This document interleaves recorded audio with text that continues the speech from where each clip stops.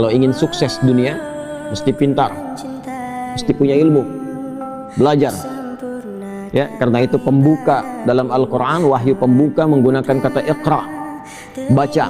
Baca itu gerbang pertama pengetahuan. Orang banyak baca, banyak pengetahuan, potensi tinggi mendapatkan peningkatan status kedudukan di dunianya. Makanya coba lihat ya, ukuran materi dunia pun itu ilmu melekat. S1, S2, S3, salary-nya beda kan? Ya, kehormatannya beda kan? Nah, jadi kalau ingin meningkat dunia, kata Imam Asy-Syafi'i, tingkatkan pengetahuan dan belajarnya sampai paham. Jangan cuma datang, duduk paling belakang, nggak nanya, ya, terus ujian minjem catatan teman sehari sebelumnya. Ya, sampai paham, sampai mengerti, sehingga jadi pakar di bidangnya. Jangan tanggung, ya. Fikih sekalian, kata Quran fikih sekalian. Quran surah 9 ayat 122. Insan beriman tuh kalau belajar, ya, dia pastikan apa yang dia pelajari paham, tidak keluar dari ruangan sampai dia mengerti apa yang dipelajari. Lihat tafaqahu fid din. Kemudian wa man aradal akhirah fa alaihi bil ilmi. Kalau menginginkan sukses akhirat pun, kata Imam Asy-Syafi'i, itu modalnya ilmu juga. Ilmu juga. Ya, bagaimana bisa sholat kalau nggak ada ilmunya? Ya, bagaimana bisa zakat dengan benar kalau nggak tahu ilmunya? Kepada siapa dikeluarkan? Kalau nggak tahu ilmunya, nggak paham cara menunaikan sholat, nggak tahu bilangannya, besok-besok nanti subuh 4 rakaat. Ya, kalau nggak tahu tentang ilmu akidah dengan benar, didoktrin orang, tiba-tiba tembak orang, bom orang, bunuh orang dengan cara yang tidak benar, alih-alih pengen ke surga, masuknya neraka jahanam, nggak keluar-keluar. Hati-hati. Wa may yaqtul mu'minan muta'ammida fajaza'uhu jahannam wa ghadiballahu 'alaihi khalidan fiha wa ghadiballahu 'alaihi wa la'anahu wa 'adda lahu 'adzaban 'azima.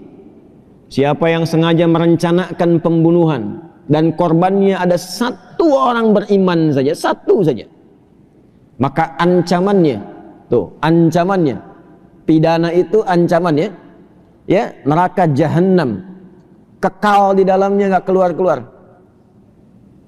Allah murka kepadanya, Allah melaknatnya, dan dijanjikan sudah masuk jahanam siksanya berlipat, kata Allah. Jahanam saja sudah nggak kebayang, dan siksanya berlipat. Tuh, tergambar ya tuh, ya, tergambar nggak tuh?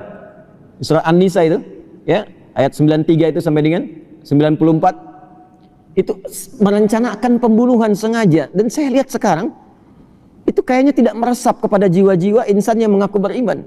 Hampir tiap hari kelihatan tuh, terdengar, terbaca peristiwa-peristiwa yang sampai saking mudahnya menghilangkan nyawa padahal ancamannya tinggi. Ya. Bagaimana kalau bukan beriman? Faka'annama qatalan nasa jami'a. Hati-hati. Satu manusia pun itu di sisi Allah kalau sengaja itu terjadi, itu dosanya seakan membunuh semua manusia. Tinggi. Ya, karena itu biasanya kalau ada satu pasal dalam undang-undang bahkan di kita itu yang ancamannya tinggi, berarti perbuatannya berbahaya. Ya, coba lihat narkoba itu kan, terorisme dan macam-macam yang lainnya, ancaman pidananya tinggi kan, hukuman mati atau bahkan seumur hidup. Intinya ingin menunjukkan ada perbuatan yang sangat berbahaya, jangan dilakukan. Ya, nah itu sebetulnya sudah fitrah kehidupan. Al-Quran membawa fitrah yang sama, kenapa disoal?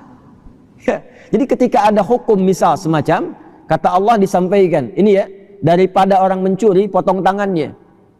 Kalau orang mau bunuh, pikir dulu, dikisos nanti dibunuh lagi, ancamannya hukuman mati. Pembunuhan, ya, ancamannya hukuman mati, dikisos tuh hukuman mati ancamannya, ya, untuk pembunuhan. Kenapa mesti disoal? Kan sama saja dengan logika berpikir dalam konteks hukum manusia. Ya, yang ditetapkan ini menunjukkan bahwa ada perbuatan yang sangat berbahaya, jangan dilakukan. Karena itu spirit Qurannya mengatakan walakum fil qisasi hayatun ya ulil albab. Kalau Anda berpikir bukan masalah menghukumnya, tapi di balik itu ada penjagaan terhadap maslahat kehidupan yang kalau diancam dengan ancaman yang tinggi cenderung memotong orang untuk berbuat yang salah. Jelas ya?